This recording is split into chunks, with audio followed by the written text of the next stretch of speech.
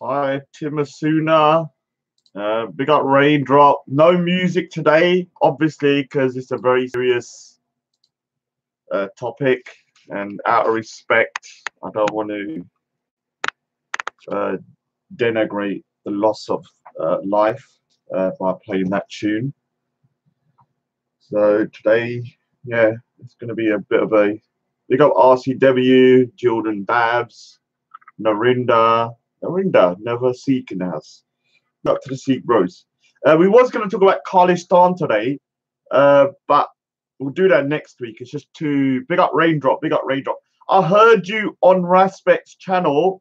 I understand what you were saying, but just some advice. It might be best not to really discuss things on that panel at the moment. I'm just giving you some advice because there's a lot of let's say inflamed anger, and I can understand why people are angry, so they're not going to listen to what you was trying to say.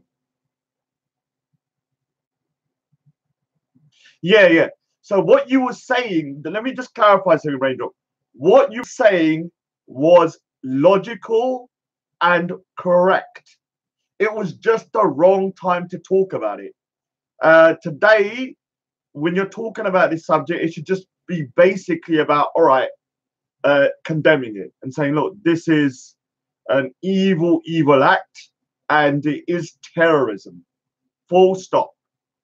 And you can then have the discussions about the kind of nuances of what may have motivated him, because obviously I knew what you were saying, that he wanted to start some sort of war, and the way he was going to do it was to do this disgusting act of terrorism.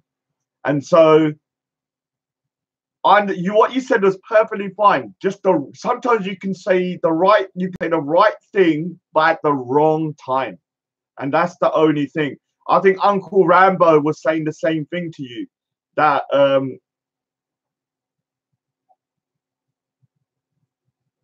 yeah, this is the thing, Raindrop. You're right. You're 100% right. 100% right. Just some advice, just the wrong time to do it, because people are not thinking about the whole picture yet. They're just thinking about the massacre, and so they want to just concentrate on that. And we could talk about his reasoning and why he thought it was acceptable in his own evil brain that you can go around killing people, which, you know, yeah, I'll talk about it in a minute. Let me just get a few. Today we was going to have a chat on Manny Cinders about Khalistan. That's not going to happen tonight, obviously because of the New Zealand terror attacks. Off the bat, I will say straight, it's terrorism. It's evil. And this individual is a disgusting piece of shit. Simple as that. Yeah. Disgusting, evil piece of shit. And it is terrorism because he was motivated by a political ideology. And that ideology was that he wanted to highlight that the white people were being replaced. That is an ideology. So he was doing this particular attack because of that ideology, the great white replacement. So it is clearly terrorism. There's no ambiguity about it. It's terrorism, full stop. So let me just read a couple of highlight a few people. Tim Manusa, Narinda, Jordan Dabs, Robert White, RCW, Baby Yaga. I can't be too jolly today. Daniel, I had my video, finally my video of my trip to America got uploaded. But what I did to get it up, because it was blocked worldwide, I had to go back into the video and delete or mute the sound of music. So anywhere there was sound of music, like in shops, I just muted it. So when you watch the video now, certain areas when I'm sightseeing in Hollywood, Hollywood Walk of Fame, it will have no sound, and that was the way I got round uploading it now. So I was gonna play the video today at 6:40 or something like that. For some reason, it played earlier this morning, and I had to delete the stream. For some reason, it started at 6:45 in the morning, and I think I actually got AM to the PM. But I've uploaded it, but it will be playing tomorrow. Today, I'm not really in the mood for kind of watching that video because it's quite silly. There's a lot of jokes in there and stuff. RCW. Ghost Speaker's Corner. He's a gutter dwelling turd. He always speaks shit. He's a freaking moron. I don't even give the guy a time of day. Dude, you're blocked. What do you mean retaliation for the Manchester Arena girls? You're mad. You're blocked from this channel, you little prick. Anyone writes stuff like that, block them. I mean, block them. Don't delete their messages, block them. If I read anything that is instigating or promoting violence, you block that person. Yeah, Timasuna and Belief, Raindrop, yeah, Shibadata Jagannatha. I'll have to say your name right for once. Shivita Jagannath. Serious day today. Sophia Louis. Yeah, I mean, the thing is, I will be talking about Tommy Robinson later today. All I want to do right now is to keep the live stream short and concise. I'll be on Manny's show later for maybe, I don't know, I might go in there early, then go and then come back. I want to keep it short and concise, and I will talk about the nuances of certain things afterwards. Ranger, Alex, analyze that. Yeah. What's happening here? I don't know what was going on. Just me. Let me get stitched down. Akira Date. All right, so let me say something about Tommy Robinson. Look, there is certain things that he has said that are irresponsible. There are certain things he has said that are irresponsible, and you must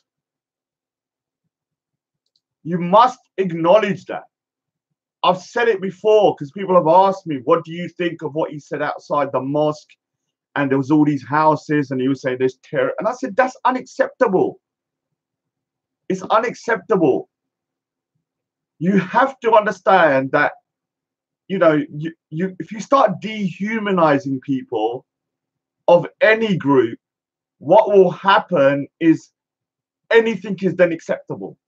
This is the human nature. This is why I'm a misanthrope.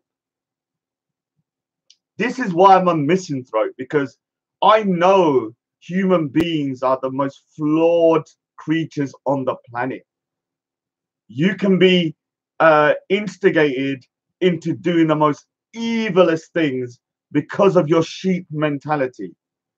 It's the sheep mentality that creates people like the guy that done the attack today. I don't even know what his name is. Can I just say something? If I look tired, that's because I am tired. I didn't go sleep until 10 in the morning. I'm still doing that drawing. I need to complete it by tomorrow because I have to start my drawing on the Amritsar massacre. Here's what it's going to look like. Here's a sketch. I need to start this by Monday or Tuesday, and I've got to finish that drawing first because I can't concentrate until that drawing's at some massacre. And obviously you have well, this is the composition, so it might change afterwards, but the main composition is this. You have a Sikh here. So in 1990, maybe 1,500 Sikhs were gunned down by a guy called General Dyer. He was a British general, and what they did was to over 1,000 or 1,500 unarmed individuals. Most were Sikh because it was Vaisakhi. So I'm doing this drawing, and this encompasses what was going on. So that's General Dye, that prick, that Autumn Singh. Let's say Autumn, big up Autumn Singh. I don't want to say what this is, but big up Autumn Singh. Let's just say there's no more General Dyer left. So basically, you have the Sikhs kind of like being shot, children running, woman being held, old lady cradling a dead husband, the Sikh guy being shot, family being protected by the Sikh guy, and then you have the soldiers in the background firing shots. So yeah, and I'm gonna have a little boy crying there. So yeah, it should be quite a good drawing. So I've got to finish the drawing. So I've been up all night. I didn't think I would have to do a live stream, and I'll be honest with you, I wasn't even going to go on Manny's until very late, and only for a short time. But today, because of what's happened, I've had to change my plans. So basically, when it comes to people taking responsibility for what they say, you must take responsibility for what you say, including myself. Including myself. I'm not putting this just on one individual, including myself. There is a very, very, very dangerous line that if you cross it, it can go into danger. And I don't know if I've done that, because let me say something though. Respect, yeah, is totally irresponsible as well. So the same way there's a dangerous line when I'll big up RS, the same way that there's a dangerous line with myself and maybe Tommy Robinson, respect, you're crossing the dangerous line as well. You today, when I heard the live stream, was saying, whenever you was talking about this guy, you would put my name in the same sentence. You would say, these far-right extremists that Raj supports, blah, blah, blah, and my name come up like 50 times every time they spoke about this individual. Now, the same way I'm saying about my Tommy Robinson and myself maybe crossing the line, I don't know about myself, but I have seen Tommy Robinson cross a line that I believe that intentionally or unintentionally, he is demonizing sometimes a whole population, and you cannot do that. But you have someone like Respect going on a live stream, equating me with these guys. Now, the same way you're like some people dehumanize Muslims, you're dehumanizing me. You're equating my stance or my ideology with far-right extremists. And you have done that on a number of occasions. So I will say something here.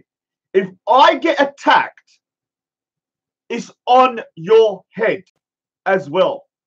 I will link you to it, because you cannot equate me with these far-right guys, like this guy that done the terrorist attack, that Savage, or other individuals like Idris Breivik and all that kind of stuff. My ideology is far removed from those guys. Far removed from those guys. And even over the last 2 years, you know, even with Tommy Robinson, I've started to move in terms of my ideology. Like I said, before people start going, oh, Raj, yeah, oh, what you saying, let me say something to everybody here. I'm not a sheep. I don't follow no man. If I gotta say that I feel that Tommy Robinson has sometimes crossed the line when it comes to blanket statements, I will say it. I will say it. And I would say it to his face. Do I totally say that it's his fault? No. Do I say that people need to take responsibility for what they say? Yes. And sometimes I've heard things that I've gone, okay, hold on, no. You know, you can't say that, because you might indirectly start to kind of incite certain things. I'm not saying you are. I'm saying indirectly. And as somebody on a public platform with such a wide base, you've got to start taking responsibility for what you say. Even I've started to realize over a period of time that I'm in the public eye. I'm not just in my room talking. Although I am right now. So before anyone starts saying, "Right, you are talking in your room," though. I'm talking about overall. Even these videos go out. If you start to demonize a whole group by saying, "Well, Muslims this," and not differentiate between the two groups. There are two groups here that I wish I could put on a desert island and they could just destroy each other. The far right, the Nazis and the racists, and the Islamic extremists. I would love to get those both groups, deport them all, chuck them on an island, and let them finish each other off. Because this guy today is like the opposite side of the coin of someone like from the Manchester attack. They're the same people. All that's different is they have a different ideology. Both are deranged extremists in their ideology, and they will do whatever is necessary to implement or start some sort of civil unrest. Yeah. What Raindrop was trying to say, and although I agree with Raindrop, he shouldn't have said it on that platform. Maybe Raindrop, you should start doing live streams and give your point across on your own platform, or maybe when you come on to Manny's later tonight, because I want you on Manny's today, we can talk about this, and we can talk about the nuances about what motivated this guy. But that channel is not the right channel. The other thing is, I heard Jedi, you know Jedi, that king of the uppercuts, the bully speaker's corner, he jumps onto a live stream, and guess whose name comes out of his mouth first? Guess whose name comes out of Jedi, the king of the uppercuts first? My name. Not any, my name. My name comes out of his mouth first.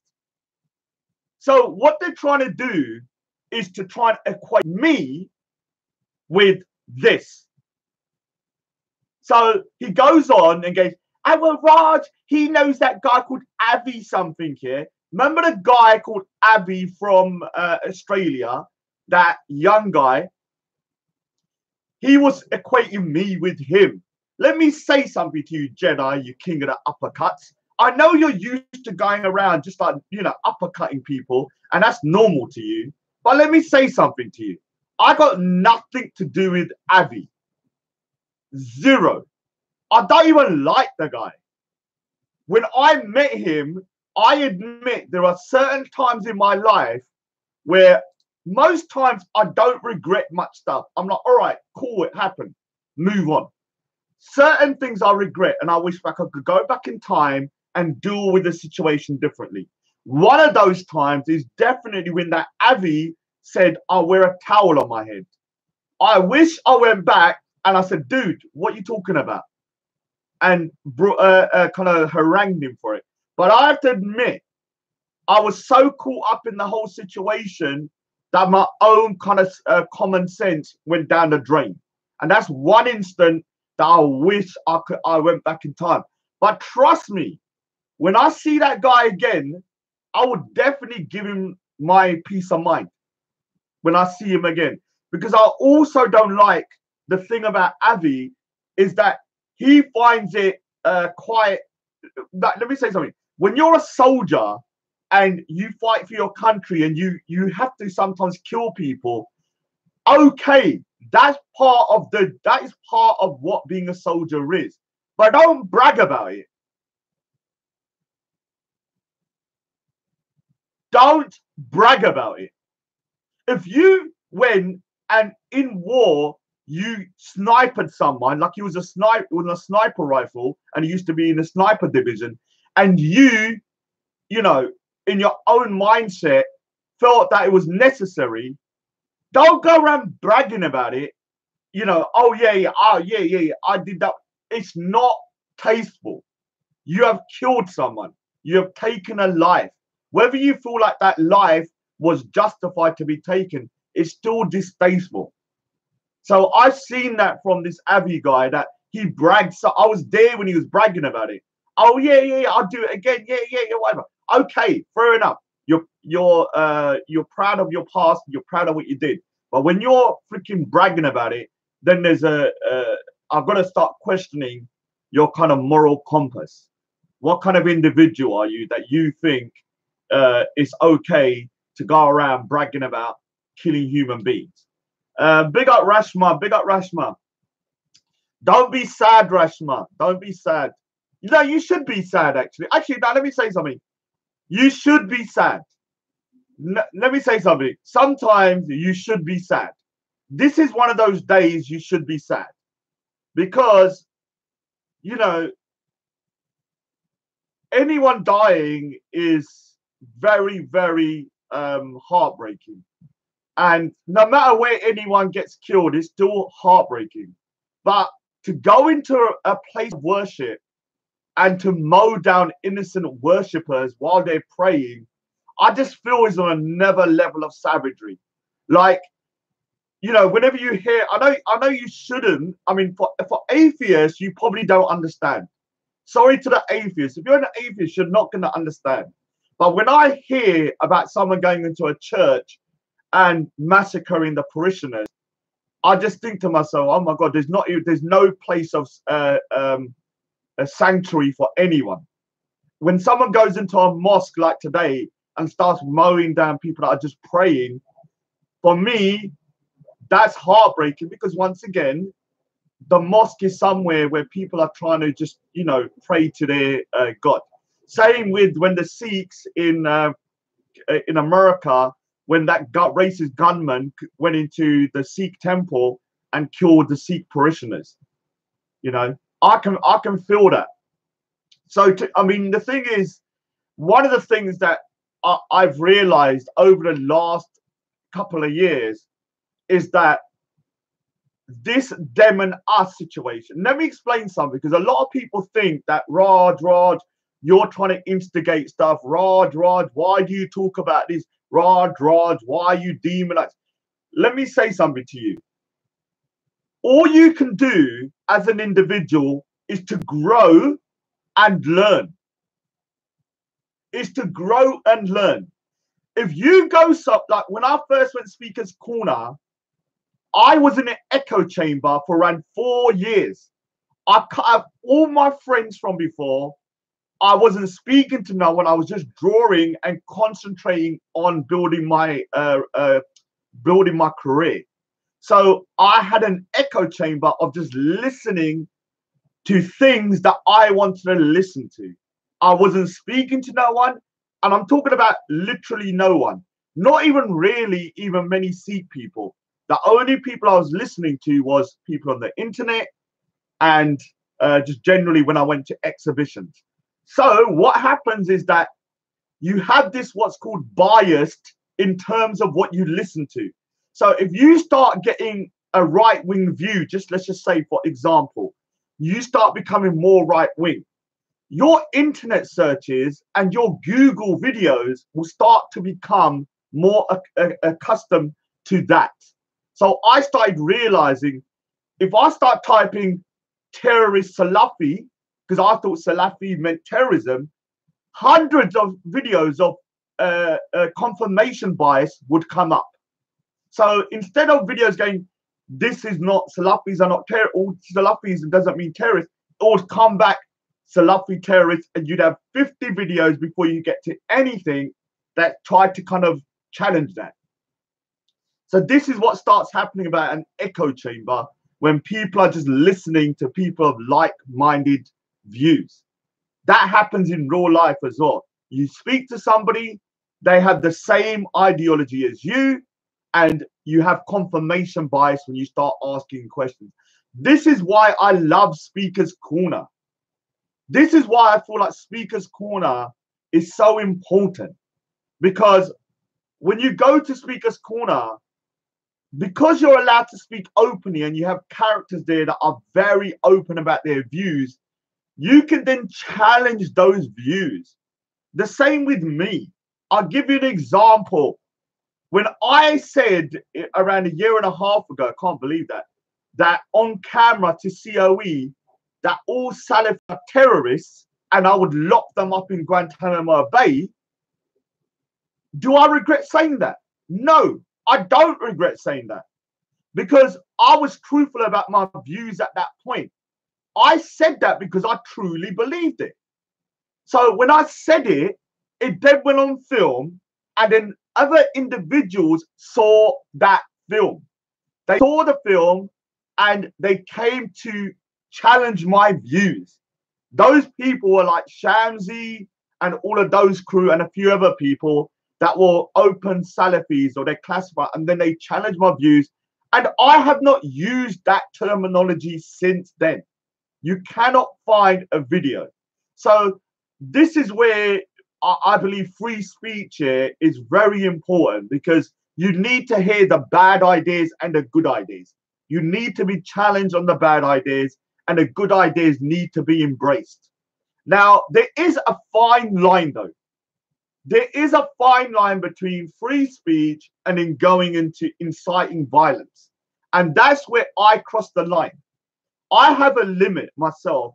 Although I say I'm a free speech absolutist, I have a limit up to where you start inciting violence.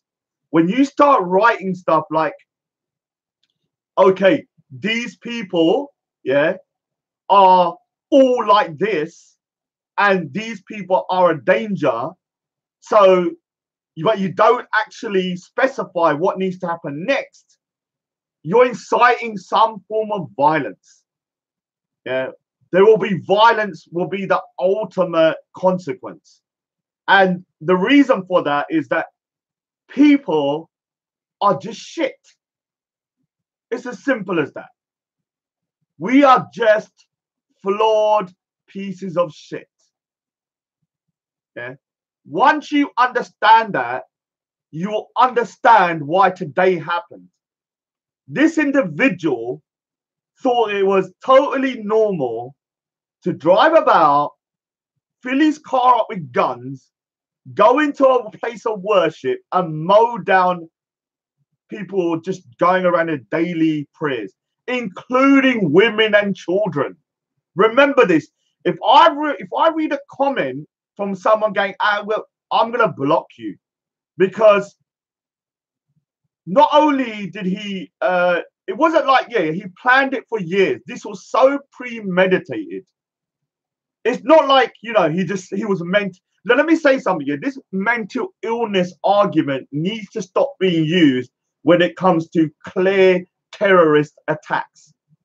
When someone goes and picks up, 10 guns and plans it meticulously to the nth degree, they're not mentally ill. They're evil. Simple as that. They're evil. They know what they're doing. They're planning what they're doing. They understand the consequences of their actions. They're not mentally ill. Somebody who's mentally ill would not be capable of doing something like that, in my opinion, because they wouldn't have the mental capability to do that, because their brain just wouldn't be functioning. Now, am I saying that some of these school shooters didn't have mental illness? Yes, but when I'm talking about stuff like this, where you have an individual that clearly, when you watch the video, was, he seemed like he was totally self-aware. He was totally self-aware. He wasn't walking around like a deranged person. He was calm and collected. I've seen snippets of it, but I've not watched the video because I don't really want to watch it. But I've seen snippets. He was totally calm and collected. You can see from when he's taking the guns out, when he's going there, when he's targeting people. I've seen the snippet, but he's literally targeting people. And I've heard that he killed a woman outside as well in cold blood. So he knew what he was doing. I'm not going to hear this bullshit. So what I want to say to people is this. I totally condemn this terrorist attack. Anybody that doesn't condemn it outright, I will start to disassociate myself from you, because I cannot accept if people start going, well, as soon as I hear that, I'm going to be truthful with you. I will have to start disassociating myself, because the same way I cannot accept people supporting terrorism on the Muslim side, I will not accept people supporting terrorism on the other side. You understand? I will block you and I will start to disassociate myself from you. So if I start hearing people going, oh, well, the Manchester attacks, like someone done earlier, I blocked him. Because what has this got to do with the Manchester attacks? This was a lone individual who wanted to kill innocent people. That was it. He doesn't care about Manchester. He doesn't care about people that died. He's just a savage who wanted to kill other people that were not like him. Even if there was no terrorism in the West, he would still have killed people. He still would have done it.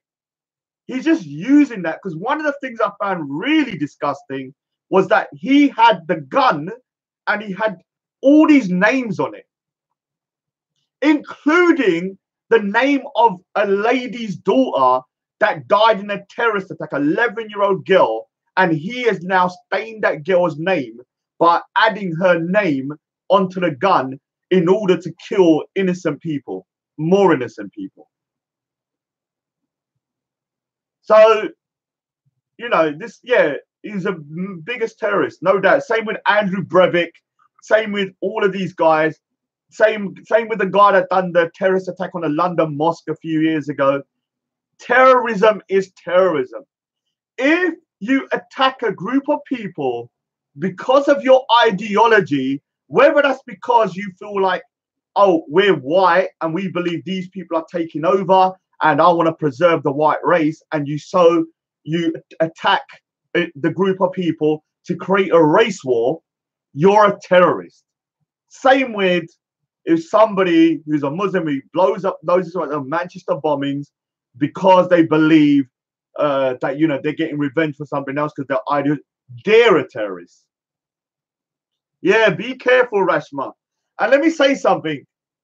I've read some comments like earlier saying, oh, why are police standing outside mosques? Why are police, the Popo, you should be protecting mosques for at least a short period of time because what will happen, unfortunately, is there is such a thing as copycat attacks. So this is why human beings are such shitbags. You will have an attack in one place. They will see that, and instead of thinking, oh, this is evil and we got to condemn it, they will think the opposite because they're evil people. Okay, maybe I should now do something. It kind of, they get kind of what I call kind of like a encouragement from this. So police should be looking at protecting mosques and stuff like that, because you don't know what's going to happen next for the foreseeable future. Yeah, I'm going to do a live stream later because I don't want it to be longer because I'm going to be on Manny's later. I might go on there early a bit and come on later. But I will say again, if you start to demonize me as well, I will hold you responsible, Respect, if somebody starts going, well, Raj, you are part of the far right. Raj, you're this, you agree with their ideology, so you're culpable. That is the same way of scapegoating. My viewpoints are so far removed from that individual. We're on a different planet. I don't believe in preserving the white race. I don't believe that Muslims should not be in the West. I don't believe that anyone should be persecuted for their beliefs. What I do believe, though, is that if we're living in the UK, we should classify ourselves, and our mindset should be that we are British as well. So you can be a British Pakistani Muslim.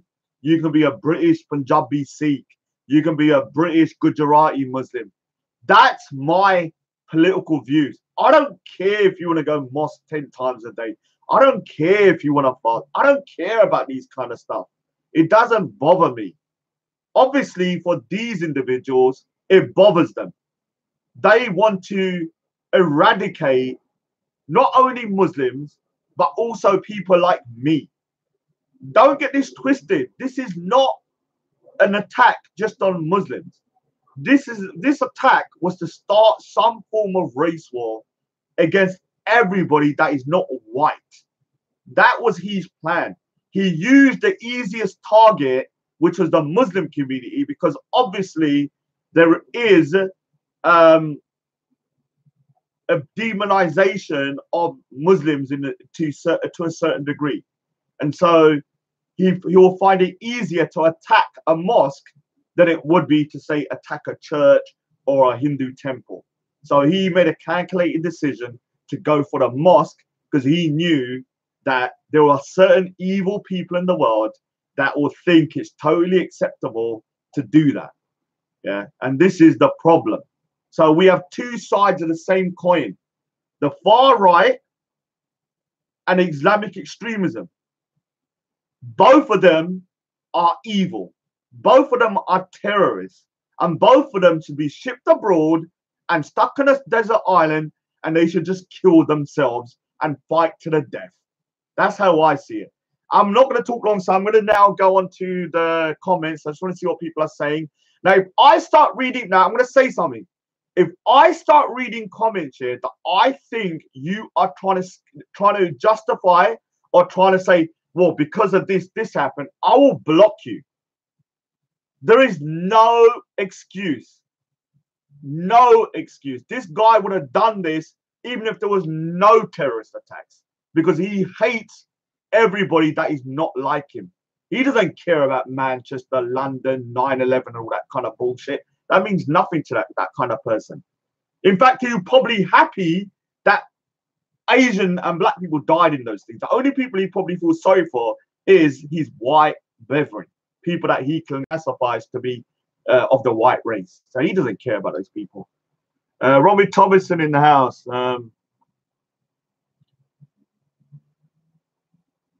I believe you normally talk a lot of shit, but today you said it right. I have no problems with Muslims, I have problems with stupid people. And stupid people come from every quarter. And I know people are going to go, Rad, well, you're the stupid. Rad, you're the most stupid. Listen here. One thing about me, I know my fault. I can be a right prick sometimes. No doubt about it. But am I stupid? No. Can I be a bit idiotic? Yes. But I'm going to be honest with you. That's because I like being silly sometimes. It's not because I am silly.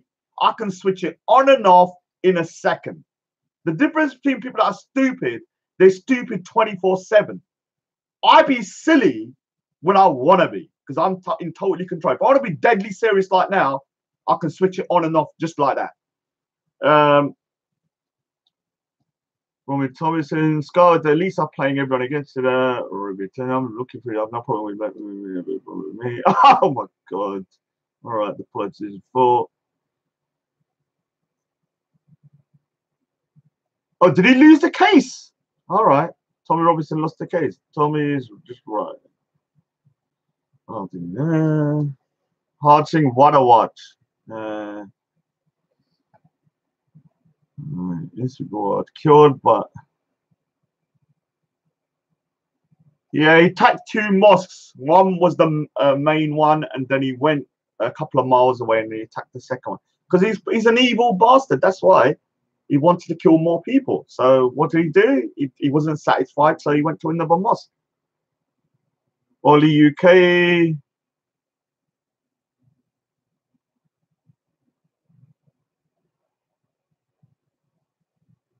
Add red. It works. Vince Vegeta. Rashma Actor. Don't be sad. Actually, I keep saying it. Yeah, be sad. You can be sad on occasions like this because Jason Wakanda, Raj backtracking what? Backtracking on what? I am not a sheep. No man controls me. If I think you're doing something wrong, I don't give a shit who you are. I will call you out. If I think somebody is saying something that I believe might be problematic, I have no loyalties to no one. Once you, only one person, my mother. I have no loyalties. I only have a loyalty to what I feel is right. And obviously my mum as well. I've kept saying that. Then there'll be,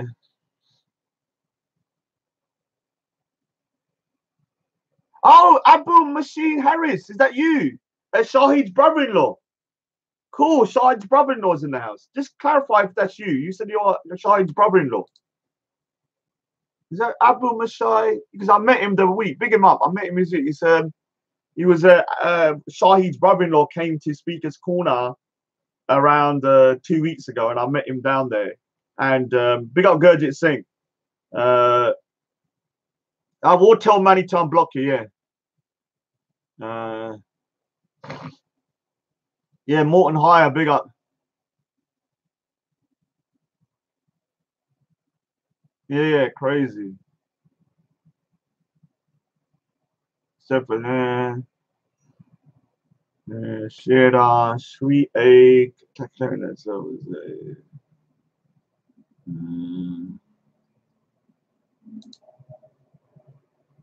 a big up Hard Sing Water Watch, a little contribution. Big up to Hard Sing Water Watch, £10. Really appreciate that.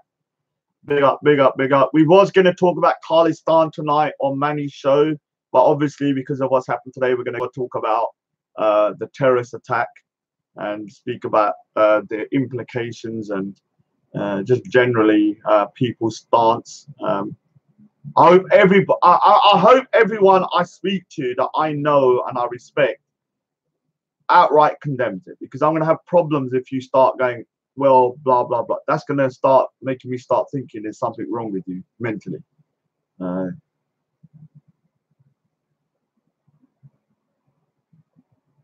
Yeah, Gurdwara as well, maybe. Yeah, because we've had attacks at Sikh temples in America, especially. Help her run your mosque is very important. Yeah, your mosque. Yeah, just be careful. I don't want to say be careful. I'm not saying anything's going to happen, but just be vigilant. Simon James, Robert Y. There's no doubt he planned it. He said he planned it for 2 years.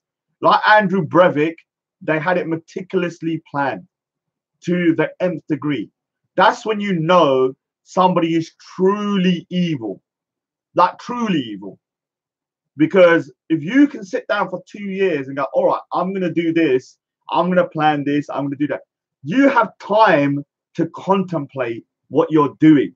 That's why premeditation, in terms of when you have cases for murder, when you're premeditated, the punishment is much more severe, because you have had time to contemplate the rights and wrongs and the consequences of your action, but you still decide to do it.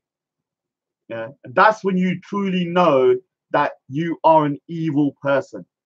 Yeah, that you know that when I'm planning on buying these guns, I'm going over there, I know I've got to go there, I rip my manifesto, and then you go there and do it. That's when you know you are not mentally ill, you're evil. There's a difference. You're evil, you're a psychopath, a savage.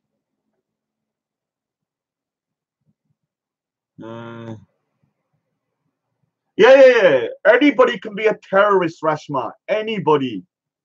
Anybody can be a terrorist.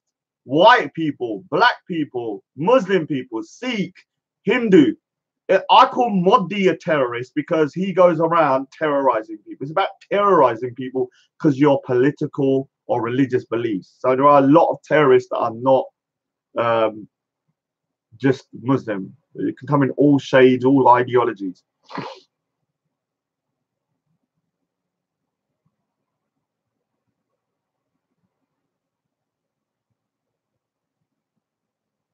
You can find the shooters when on Reddit. You can dig deeper now. He speaks.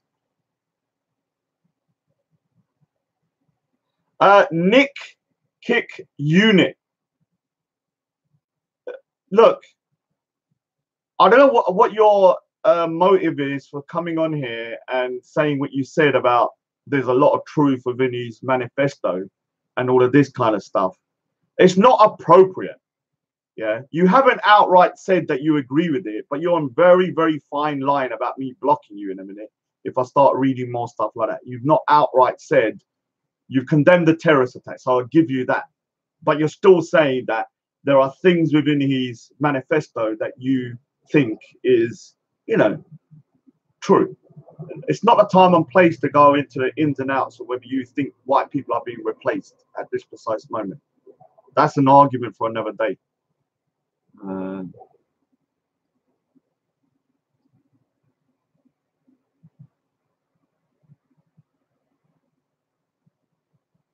Yeah, I saw a little bit of the video, but it was kind of edited out. But you could see him going in,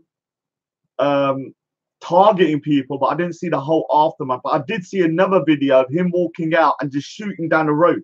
Like he's shooting on an open road where children, old people, women, men, whatever, are walking down. He's just shooting aimlessly, like boom, boom, boom. And I saw another video, I think he shot a woman when she was crying out for help. Think about it, a woman's crying out for help and he shoots her dead. I don't know where the police were, if I'm being honest with you. This is the one thing I want to say here about New Zealand police. Where was you? I don't understand. That, for my understanding, the attack looked like it was going on for like 20 minutes, 10, 15 minutes. But there was no police presence. It doesn't make sense. Like, unless, I mean, somebody must have heard something. And the police seem to have taken freaking ages to get there. Or maybe they didn't get there until quite a lot later. I just saw him walking in, then he walked back in, walked out, walked around, walked in. I would have thought there would have been someone that would have rang the police, got his number. I'm not even sure how he got around. The thing that shocked me was not this, was how casually he was walking about, like he was going shopping. He didn't look like he was committing a massacre. Yeah, I'm not sure how long it took, but the police. How do you know, Mutta, man? He's saying I'm wrong. I'm just saying from my observation, I may be wrong. Yeah, Rashma actor, don't worry yourself though. We're more, well, I'm not going to say we're safer in the UK, but we do have more restrictions on guns and restrictions on weapons. So I couldn't imagine someone from the UK being able to get hold of all these guns. So New Zealand's gun laws are much more relaxed, in my opinion. What question, Al Albani Raspi? I'm not a machine. You may think I'm a machine that can read everything. What question? I don't see everything. So type it again. I'll decide if I'm going to read it. Yeah. Ghost Speaker's Corner is a clout-chasing prick. Yeah. He mentions my name in every freaking conversation. I don't take him seriously. You could say I'm part of the problem, but I truly believe I'm part of the solution. Now I'm going to say something. I truly believe I am part of the solution, not the problem. I'm just a frank talker. I've been saying for a long time that I feel that if things continue where they're going, things will start spiraling out of control. You have, and I've said this so many times, so you can go back to my videos. You have the far right that are dehumanizing Muslims. They're going, oh, Muslims are not part of the West. Muslims can't be British. Muslims can't be this. Muslims are all terrorists. Muslims are this. You have them. Then you have the Islamic extremists, like the Anjem Chowdhury supporters, which are also a total minority.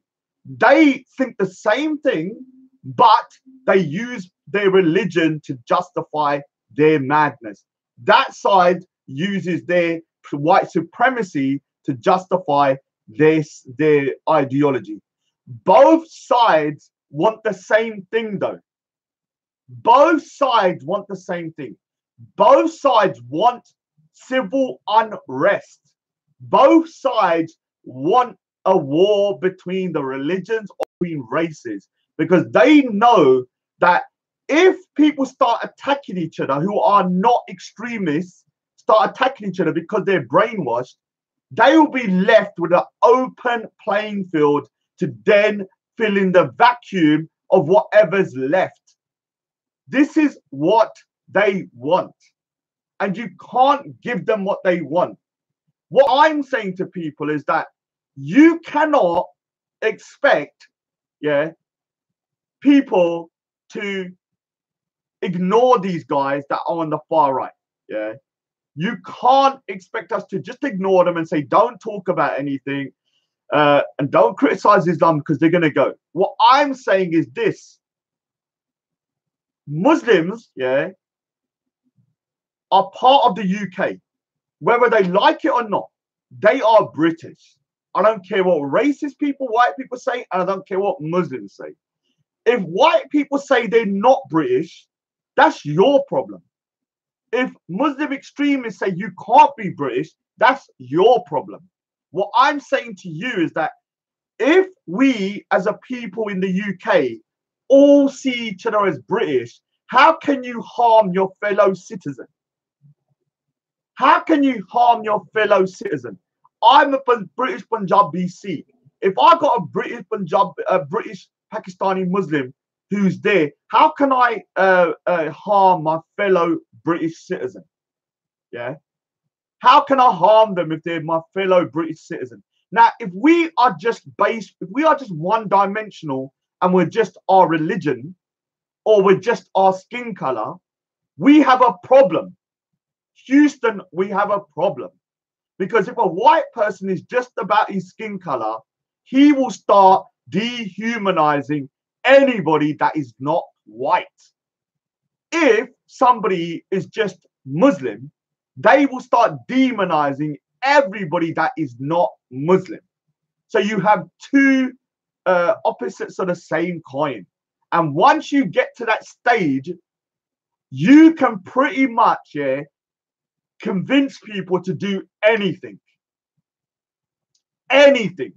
And if people think that's a joke, it's been proven time and time again, when you dehumanize a group and you're a them and us, what will happen is situations like Nazi Germany will suddenly occur, and not a single person, well, not a single one, but big up to Albani Rex. Is this, I don't know if, is this Albani Rex? Are you Thingy's a cousin? Are you what's his name? Shahid's cousin?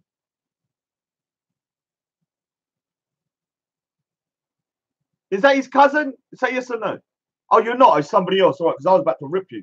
Shut your mouth then, you little prick. I was about to show you a bit of respect because I thought you were somebody's cousin. I turn my coat like the wind. What I do is adjust my views. If I'm told something and I can analyze it and determine that I think, okay, maybe I might have got something wrong, I adjust my views. Not like you little prick, because what you are just a low IQ sheep. You cannot change your views because you're so low IQ. You cannot think for yourself. I'm somebody that if somebody proves to me this is incorrect, I will shift my view. Is that me changing my views and being a turncoat or whatever? No, that is me being a logical, rational, high IQ. Yes, I said it. Compared to you, I'm high IQ. And my IQ is average. Is using my intellect to adjust my views and grow as a person. Yeah, I mean, look, everybody needs to just start to really kind of like look at a situation like this and think to yourself, do you want more of this or do you want less of this? If you want more of this to escalate, then you are an evil person and you are the problem. If you want this to people to come and live together peacefully, then you are part of the solution. Simon James says something very important. Let me just read this comment because I'm going to answer this today. I'm not going to answer many comments, but this one I will. Right Speaker's Corner, would the so-called far right have any traction if Islam did not exist? And the answer is, what do you think? What do you think I'm going to say? What do you think that the question to the answer will be? A resounding yes! The far right doesn't care about Islam.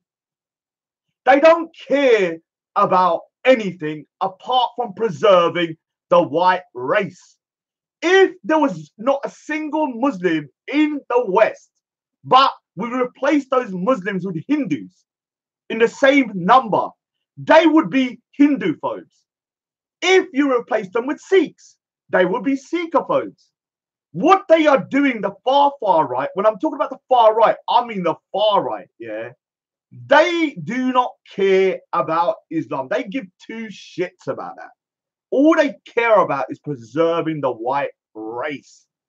And Islam is just a way for them to use that as a way to propagate their ideology.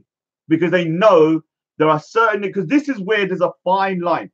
Because you can critique anything. Let me say something. You should be able to critique anything if you find something to be wrong to you. I'm not going to say, let me say that, wrong to you.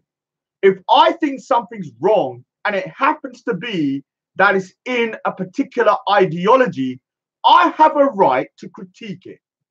You understand? And I will still critique. Now, there's a difference between critiquing and inciting hatred and violence. There's a difference. So if you start going, okay, so if I say to somebody who's white, because if I use the Muslim analogy, everyone's going to go, oh, John Islamophobe. Let's use white people. If I say to a white racist who has a white racist ideology that preserving the white race it shouldn't be of importance. What is the reasoning behind that? Why do you want to preserve the white race? Yeah, I have a right to ask that question. I'm not inciting no violence about asking that question. I'm questioning his belief. He has a belief that the white people should be preserved because they are superior. I have a right to question it because it's a bad idea. Same way, I can question certain things about Islamic ideology that I find to be wrong. And if I want to question that, I can question it. If I start going, well, these people are now evil and we need to get rid of them, that is the difference.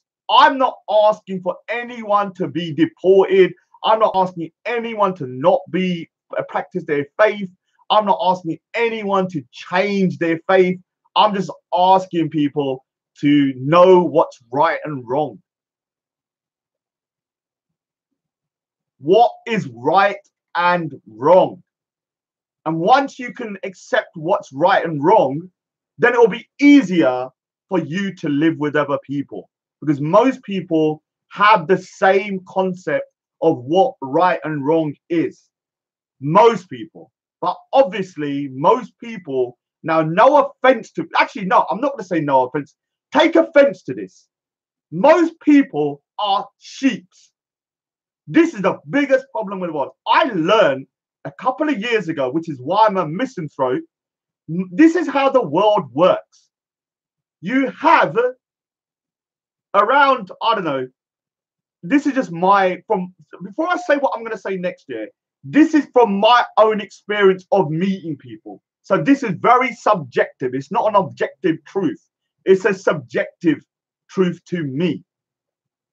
Out of my experience of meeting people over my lifetime, I've come to this conclusion. Around 5% of people you're going to meet are full out psychopaths. 5% are full out psychopaths. They have no moral compass of what's right and wrong. They have no moral compass about doing things like the guy did today. He is in that 5% of savage. Yeah. Then you have around 15% of people called sociopaths. Now, the difference between a psychopath and a psychopath has no morality. They do not know the difference between right and wrong. For them, when they shoot someone, they have no empathy. They just see them as nothing and only for them to be used for their own means. A sociopath, which make up around 15% of people that I've realized, these people have similar tendencies to psychopaths in terms of their ideology and mindset, but they have one big difference. They know the difference between right and wrong. They know the difference between right and wrong. What they do, they choose to do wrong. They choose to use other people. They choose to go over people, like people in business and stuff. A lot of them are either psychopaths or sociopaths. And you'll see people like that. Oh, big up Jake O'Connor. I read the email. Thanks a lot for showing me the email about Raspek trying to demonize me. I really appreciate that. So you have sociopaths, yeah, that are around that amount, yeah. Then you have a group of people that are just called flat out cowards. So there are people, maybe around 10%, that are just total cowards that would just do anything in order to please their masters. They got no moral compass. They're nothing. They're not even sheep, because sheep follow. These people are individuals that want to self-preserve themselves. So you will see these kind of individuals, like in Nazi Germany, like these Jewish, some of the Jewish wore guard camps. They would round their own people up. They would do things. These people are a nasty group who, you know, just are there for self-preservation. They don't care about anything else. They're not psychopaths or sociopaths. They're just there for self-preservation. They're cowards. So that makes up 40%. Yeah. Now, the biggest demographic is the sheeps. The sheeps. These are the most dangerous people. 40%, yeah, so you're now to 80%. 40% of people are sheeps. 40% of people are sheep. And they're the most, actually 45% are sheep. They're the most dangerous. The reason why they are so dangerous is because they do not have any, what I call kind of common sense. Whatever anyone tells them, they will believe outright. You can tell them these people are bad. Okay, they're bad. They don't use their own common sense and try and figure out, okay, are they bad? Or is this person telling me? So they'll be easily manipulated. They can be easily forced to do things that go against their own morality. And these people are the most dangerous because they're the biggest group. And they're the most easiest manipulated. And there's so many people like that, 45%. Now, the next one, yeah, is the 10%. The 10% of people, so you go to 95%, are the people that know what's going on is wrong. They know that this is wrong, this is right, and in their own head, they have cognitive dissonance in the sense that they know what they're hearing and seeing is wrong, but they have to justify it in their own head in order for them to survive every day. This could be because they got family. So somebody might have a family, like children and a wife. They know something bad is happening. But because of self-preservation for their family, they will not speak up about it because they don't want to lose their job. They don't want to lose family. They don't want to lose their kids. So they keep quiet. Yeah, they're the silent people that know what is going on and what isn't. They're intelligent people, but because of responsibilities, they cannot do anything. I'm hoping most people on this chat are those people. They know what's going on, but they cannot openly propagate it because of responsibilities. Is that right or wrong? I can't judge. I've got no kids, man. And I got no wife, or I got no real thing. What the 5% is, yeah, are the people like myself that are unplugged from the matrix. We are outside the realm of society. We are free thinkers. We are people that don't get swayed by the majority.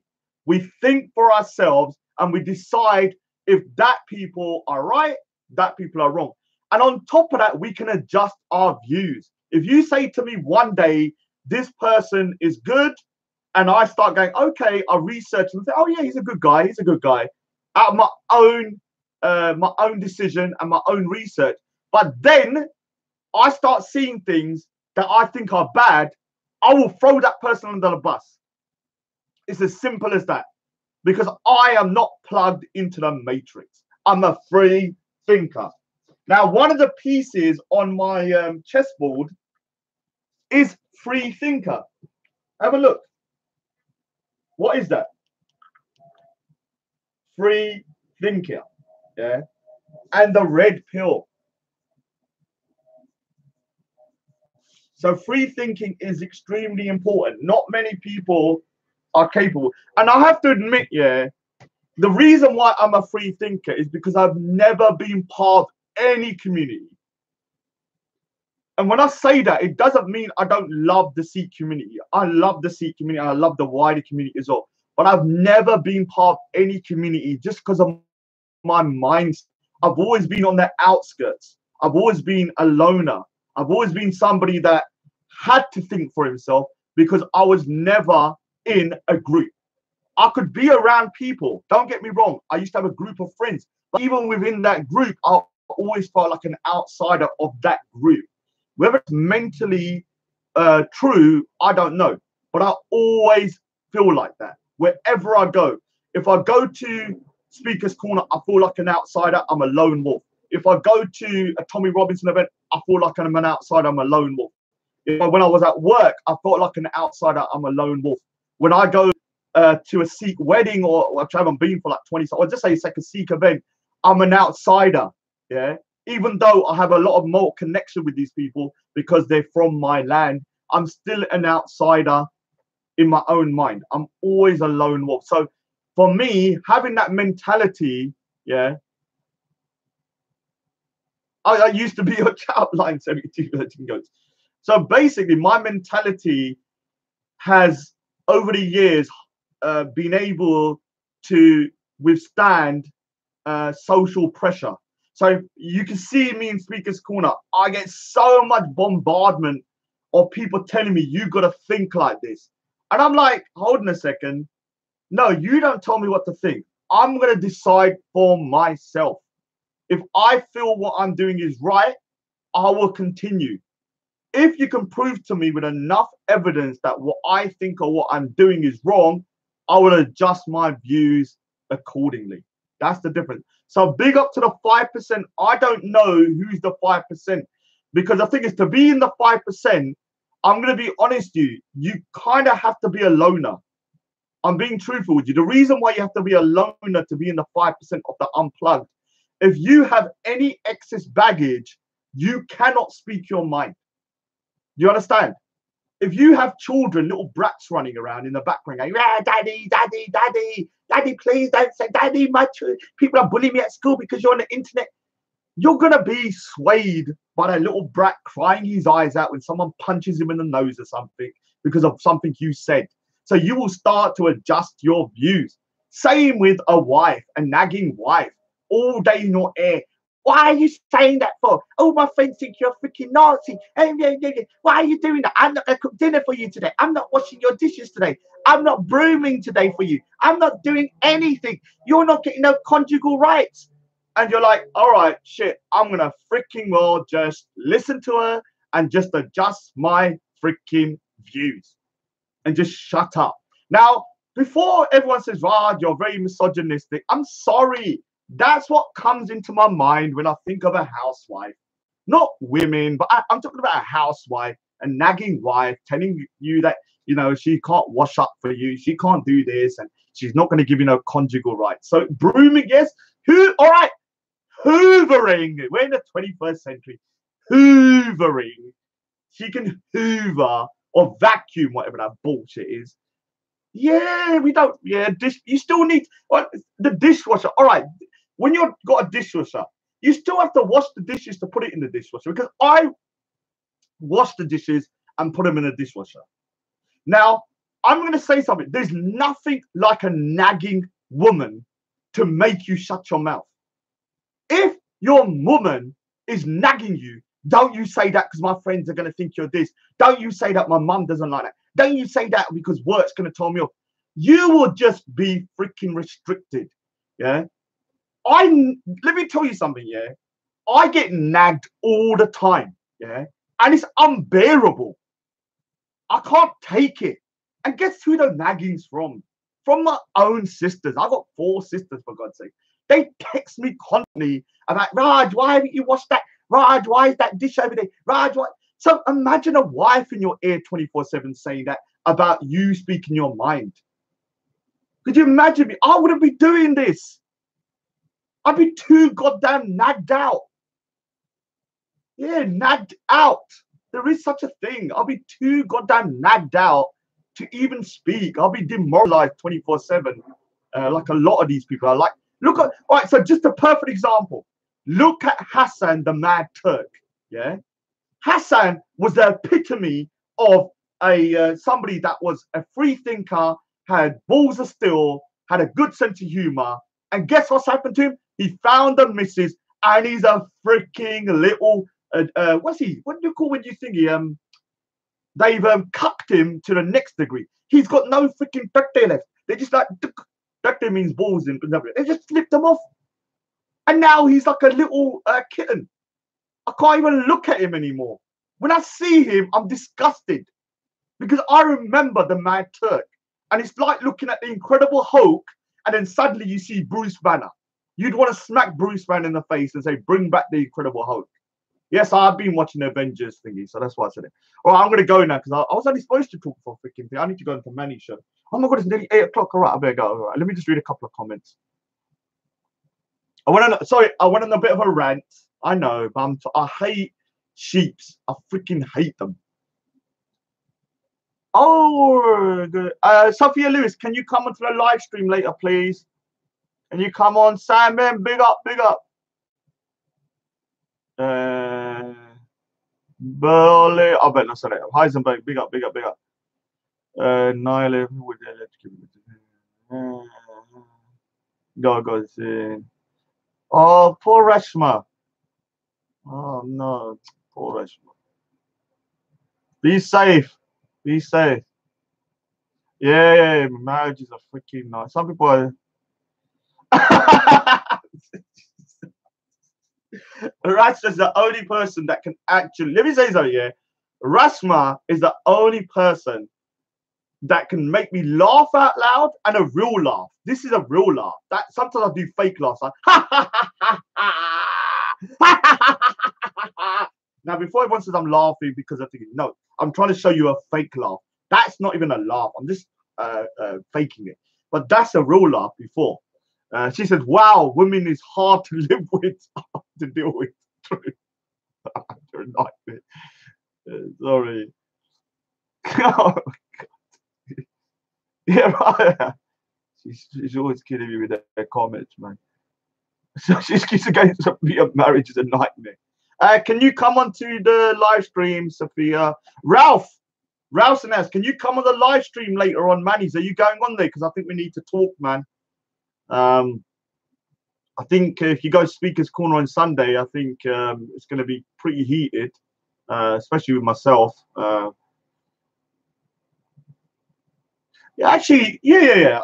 Nihilist, you said a good thing, yeah. I don't normally think about being on the spectrum. It's not something I think about very often. I don't go around going, oh, yeah, I'm an autistic. No, I don't really think about it. I don't even know if I am anymore, because I think I've moved quite a lot. So he goes, they say high-functioning Asperger's is actually a gift to look outside the box. I actually agree. A lot of people that I meet on the Asperger's syndrome who are high functioning have a way of looking at the world in a much more unbiased way. Like they can see things. I'm not saying me in particular, but I've seen. I wouldn't say I'm being kicked off the spectrum. Look, you have to understand, people don't know how I was when I was younger.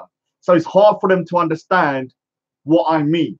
If you saw me when I was younger, I was somebody that took things literally. So if someone could say something to me and it's a joke, or someone could say, well, Raj, and I would believe.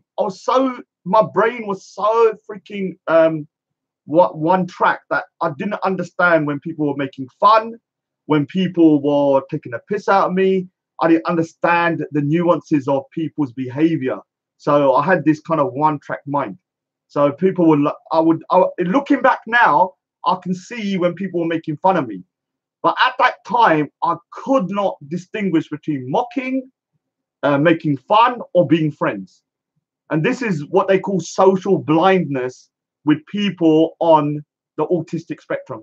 They don't understand the nuances of human behavior. So for me, I think as of today, I understand human behavior very well. Most people are pricks. Once you understand this, life becomes easier. Get to the point where you understand 98 to 99% of people you're going to meet are not going to be loyal to you. They will at some point, for whatever reason, they may have a good reason, whatever, they will stab you in the back. And if you're like that and you've got that mindset, it's very hard for somebody to get one over on you. Look who's there, TNT Greeks, that bald-headed, what can I call him? Oh, dude. Oh, Banksy Style, can you come on a live stream on Manny's after? Big up Banksy Style. You know what, Banksy? You have a very, let me say something. Now, don't take offense to this, yeah? You have a voice for radio. Just take the face out, wear a mask or something. I don't know. I'll give you the pigeon head, for God's sake. Take the pigeon head or take the horse head. You have a face for radio. No doubt about that. I was listening to your voice and I wasn't looking at your avatar. And I was like, yeah, he's got a very good voice. Then I remember your face and straight away I feel sick. Yeah. So you know there's a problem if I think of your face when you're talking and I have a gut reaction of wanting to puke. You got a voice for radio. You just got to keep your face off any advertisements. I think you could make it quite big, but you cannot show anyone your face. You've got to be anonymous, like Banksy, like the real Banksy. Yeah, that's why your name's Banksy Style. You don't know that indirectly, subconsciously, you knew that you using the word Banksy meant that your face is not for public consumption. Your face will never be for public consumption, not Banksy's face. Banksy probably looks like you. He understood that if he went in front of the camera, that his face would put off the public. The same way with you. You need to understand that you have used that word subconsciously, but there's a message behind it. You must use the ethos of Banksy. Instead of him with the art, you must use it with your voice. Make it so that you're just a voice. Because as soon as I think of that tubby belly, that big face, and those sunglasses with you wear, automatically I feel hate. All right, hate's a strong word. Let's just say annoyance. Yeah. I'm gonna be his like mentor. TNT Greeks. Is this you? TNT Greeks. I just realized something. Is that you? Are you? TNT Greeks. TNT Greeks. TNT Greeks, is that you? TNT Greeks, look at that bald head. Look at that bald head. TNT Greeks.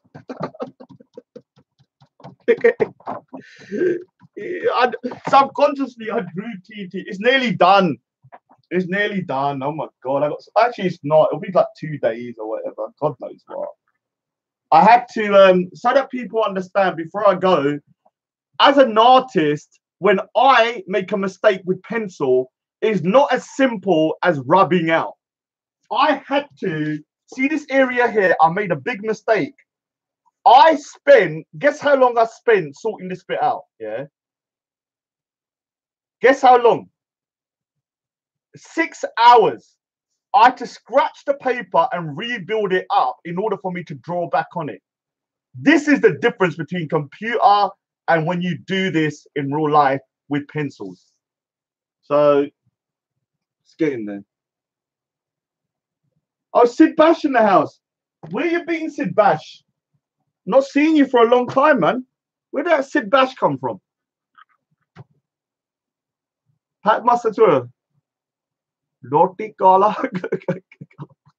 No, I'm going to eat later. I was using Kashmir. Are you going Speaker's Corner on Sunday, dude? Are you going Speaker's Corner Sunday?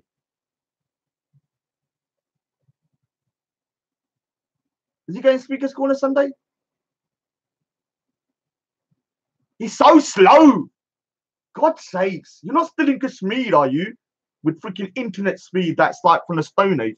Oh no, I want to talk about Kashmir. I want to talk about Kashmir. All right, fair enough. Tell Manny I want to see. Yeah, I'll get him to unblock you when I go on there. I was born in Kashmir, all right. The ring of the person playing Connect 4? I don't know. Oh no! Oh no, you saw it. Why did you see it for? Sophia Lewis is like getting me in trouble. It was supposed to be subliminal. Subliminal. I know. I'm not going to show it today, but you saw it. You got a good eye, man. I was hoping people would see it as a reflection because it's not finished. But I'm not going to show it today because of the subject matter. But you saw it. You saw it. Oh my God. All right. Fair enough. Well done. Well done. Well done. Well done. Well done. She's got a good eye for that. Let me just say something to you. Yeah? I heard Sunday is going to be around 15, 16 degrees. You can look cute on Sunday. Think about it. Sophia Lewis only goes Speaker's Corner to look cute. So on Sunday, you can look cute. I think the weather's getting better. Anyway, I'm off now. I'm going to be on Manny's show. I might, Sid Bash, do you want to come on to Manny Cinder's show tonight to talk about the terrorist attack?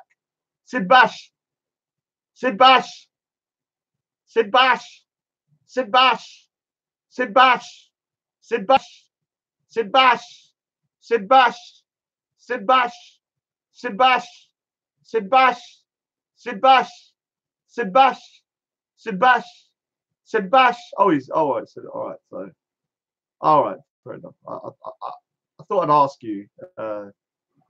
Did you hear your name being called? I don't know if you did. All right. Fair enough. Fair enough. I thought I want to. Can I just say that I want some Muslims on the panel to speak. Obviously JK, but JK is like trying to get me killed. This is the problem with JK. Him, Eunice, and Rashma are trying to get me in trouble. This is what I've decided now. They're always going on there, firing shots at their own Muslim brothers, and then I get in trouble. And I'm like, oh my God, they're going to blame me. They're doing kind of like undercover jihad, I think, on me. I don't know what they're doing. I'm only joking, Rashma. No. You don't understand what I was saying. I was joking. I was saying something. So, all right, I'm off. We'll be on Manny Cinder's panel. Oh, big up content. Oh, no. Sunday's going to be quiet. Heated. What did I say to you, yeah? Who turned up at the end of the live stream? I said I'm going. Now, everybody thinks I like what I say here is a joke. This is deadly serious. Every live stream content turns up just at the end. I know he's been listening to a whole stream, probably at least 30 to 40 minutes. He waits until I say I'm going to then come on and make me feel like, okay, content's on, then I have to stay. I'm a Pete Singh. How you doing, my bro? Same with TNT Greeks. Both of them, yeah, are both the same. Actually, one of them's a bald-headed prick, and Leon, big up Leon. Sorry, TNT Greeks, but yeah, he's always watching. Oh, you're all right. Look what he's saying. How can I freaking well decline his offer? I will do one thing today. I don't know if it's appropriate though. Oh, just in case no one saw. Just in case no one saw. So tomorrow, I'm gonna be. Where is it? Tomorrow, I'm gonna be playing my video to America because I went to the States. I was flown out twice to the USA, and guess what happened yesterday? I was talking about that event. Yeah, I'm not gonna say too much because I know they're listening. I got a phone call from America, from that video, from the people that I've done the video, and the people whose house I stayed. I think they might have watched some of the video. I might be pissed. I don't know, but they rang me last night, and I was like, I'm gonna have to talk to him later today or tomorrow because I didn't think it. So I'm a bit worried now. But tomorrow I'll be uploading the video of me going to LA, doing sightseeing like that shithole on Hollywood Boulevard and that bloody hall of Walk of Shame, whatever it's called. Let me say something. The reason why YouTube copyrighted my video and didn't allow me to play it was because you're always saying that, Sid Bash. Oh, for God's sake, just go back to Kashmir. I can't stand him sometimes. He's okay, but he does annoy me with that comment. Basically, when it comes to my video got blocked yesterday, which is why I didn't play it. I realized, oh, look who's here now. Chapter 9. I'm Speaker's Corner, not Road. I'm Speaker's Corner, not Road. I'm Speaker's Corner, not Road.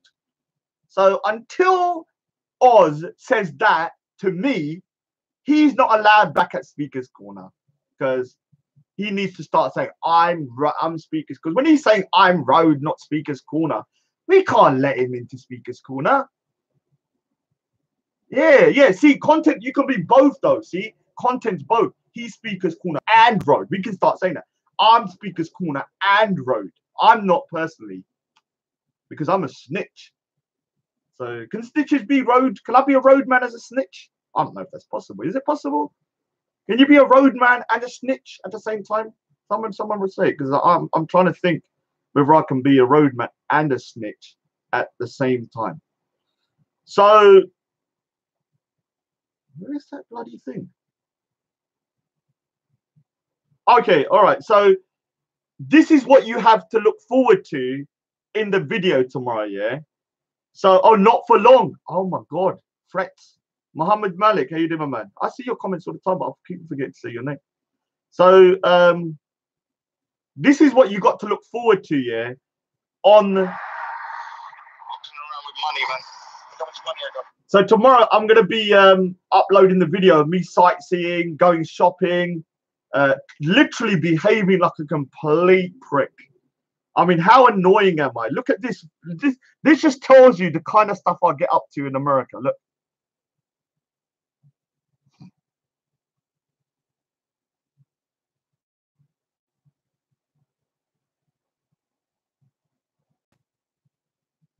I was walking around like that in someone's house as a guest. Think about it. It's only when I look back, I'm like, Raj, what was you doing, Raj? So the video, I'm walking around. I can't show all the video because there's some private stuff. But like I said, yeah, there's a guy called Jasvinder who took me to America and was my chaperone. You will see in the video how I reduced him to a wreck of a man. He started off quite jovial. By the time he got to London, he was calling me Harami, that he's never going to take me again, that he doesn't want to talk to me again. So this shows you that Raj is good in small doses. Like, oh, Raj, yeah, you're cool. But if you have to live with me, I'm a freaking savage. I'm a nightmare to live with. You know, this is the kind of stuff I get up to. Look. Worst burger. leaders, worships, everything. Only way we're gonna brighten the day up is can you dance us? Come on, dance. Natch that. Dance. Please dance. Now I'm taking it back. Come on, money, come on, put it in your titty, your little titty. Yeah, come and put it in there. Come on, dance for us. Dance, you little dirty little girl. Look at that. Look at he's thinking of my money. Tomorrow you will be regretting this when you're at the airport. Yeah. This is my. Just bring that as baggage. You put your stuff in mine. Oh, the excess baggage to be a disaster. All right, so straight Dave, destroying Sikhism. What do you mean by that, you little prick? Explain yourself before I block you, you little turd. I shoved a potato down your throat. Yeah, and I said potato because I saw a potato. Obviously, I still got my little things. So I'll block you in a sec, you little prick. Destroying Sikhism. I'm having fun. I'm not a freaking savage that can't have fun. Oh, a whole of Sikhism's being destroyed because Raji say, oh, nutcha. Are you mad? We're not freaking a homogenous group that can't freaking have fun. We can do what we want, you little prick. Oh, this is me.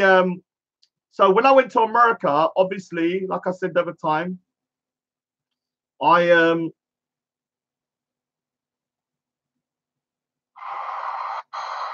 So like I said, when I went to the States, I was walking around with this $100 bill thing on my thing here like this all day for around 2 days. So like this, look, I was walking around like this. So you will see in the video, I used to walk like that in LA. And obviously, looking back, it does look dangerous. I'm not going to lie here. It does look dangerous. But at the time when I was doing it, I thought it was funny. But the people that were with me were getting angry with me, saying I'm going to get killed, this. And so this was the last straw when Jasvinder just got fed up with me doing it. Walking around with money, man. Look how much money I got. Maybe £1,000. Let's do £1,000. Just walking around LA. Rich. Here, take a $100 bill.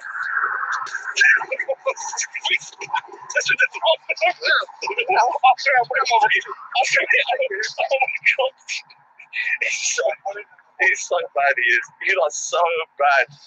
Why did you do that? Why would you do that, man? You're a dumb shit. I know, man, but you're ruining all my fun. I took it. Are we doing this side?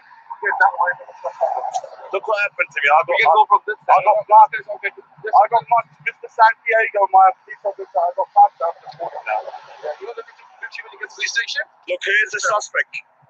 Jasvinder Tawana, 605. We call him Mr. Daddy Longlegs, aka Mr. Toff from London.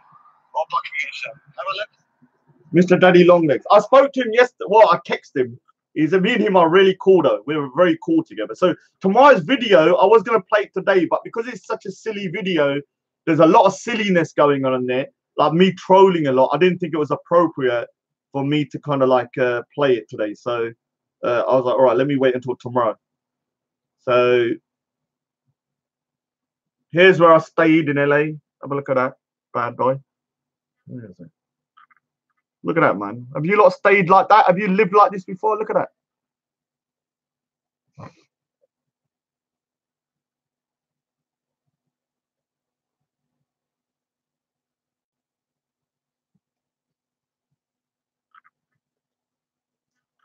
See?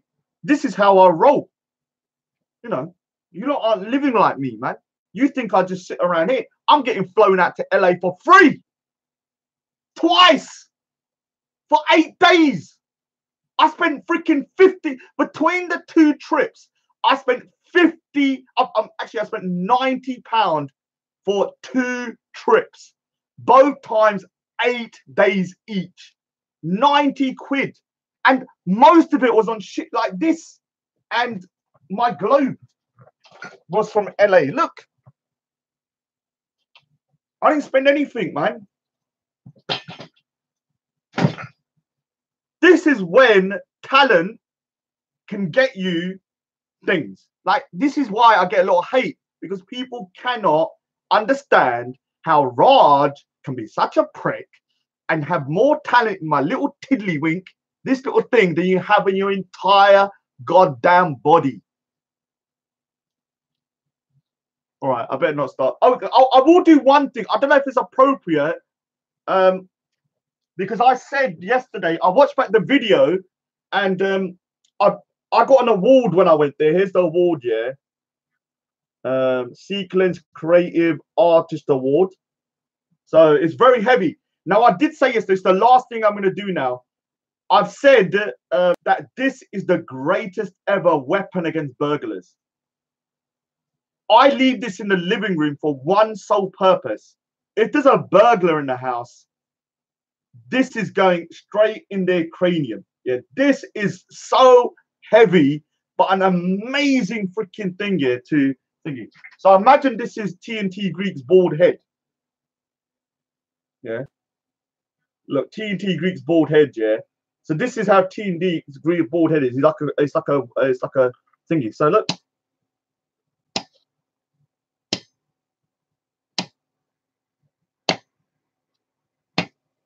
You see that?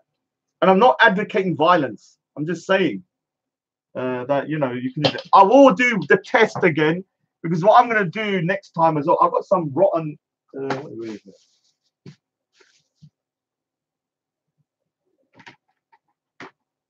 Okay, just to show you again how good this is here. Look. Now, to Rashma, when you want to lose weight, keep fruit with you at all time. Always keep fruit with you, because it's good to kind of like quench your hunger when you're hungry. Yeah. So Rashma, if you want to lose weight, because I read a message yesterday that you want to lose weight, keep your fruit with you. Yeah.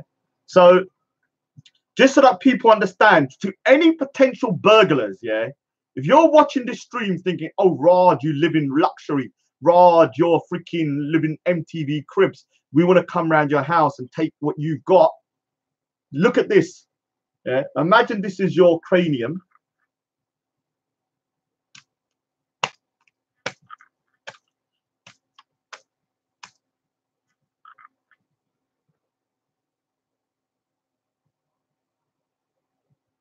That's with no goddamn force. No force. This is what would happen. This is a hard goddamn apple as well. This ain't soft. Look how hard it is. I can't even squeeze it. Yeah.